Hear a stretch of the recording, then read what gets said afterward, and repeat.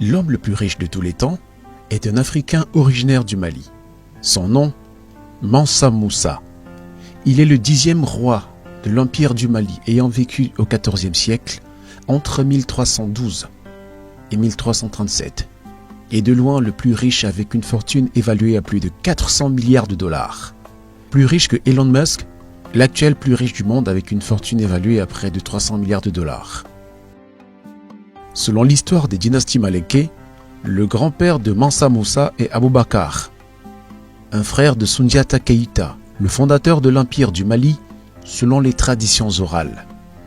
Mansa Moussa parvient au pouvoir grâce à la pratique voulant que le roi nomme un représentant lors de son pèlerinage à la Mecque, puis en fasse son dauphin. Ainsi, Mansa est choisi par Abakari II en tant que représentant, puis prend le pouvoir. Mais d'où venait sa richesse? Lors de son accession au trône, l'Empire du Mali est constitué de territoires ayant appartenu à l'Empire du Ghana. Mansa Moussa porte de nombreux titres: seigneur des mines de Wangara ou conquérant du Ghanata de Fouta Djallon. Richissime grâce à une extraction de sel et d'or malien évaluée entre 3 et 4 tonnes par an, Mansa Moussa est considéré parmi les plus riches hommes ayant existé, voire le plus riche de tous les temps d'après certaines sources. Il possédait la moitié des réserves d'or du monde, comme le souligne la BBC qui cite le British Museum. Apprécié pour sa pureté, l'or africain est utilisé pour frapper des devises ou fabriquer bijoux et objets religieux. Pour le docteur Rudolf Waugh de l'Université de Californie, il est clair qu'il n'existe qu'un empire qui ait pu rivaliser avec la puissance économique, politique et militaire de celui de Mansa Moussa à cette époque, la Chine. D'après les chroniques médiévales, il part pour l'Arabie Saoudite en 1924, avec sa suite qui comprend 60 000 hommes, 12 000 serviteurs, des héros vêtus de soie et porteurs de bâtons d'or s'occupent des chevaux et des sacs. C'est pendant ces pèlerinages que le reste de l'ancien monde découvre sa puissance et sa richesse.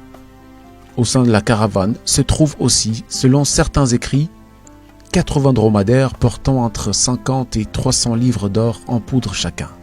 Il aurait emporté 2,75 tonnes d'or, selon Alomari, ou 10,2 tonnes selon Ibn Battuta.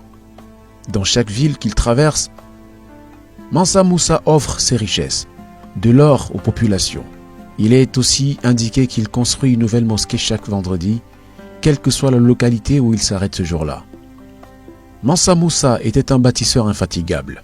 De retour d'un pèlerinage à la Mecque en 1925, Mansa Moussa veut faire de la ville de Tombouctou une cité islamique savante.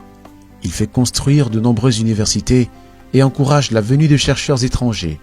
On estime que la ville abritait, au XIVe siècle, quelques 80 facultés.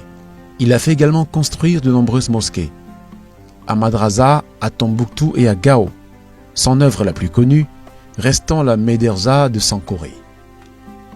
Malheureusement, à sa mort, en 1937, son empire ne résiste pas à la division et à la rébellion.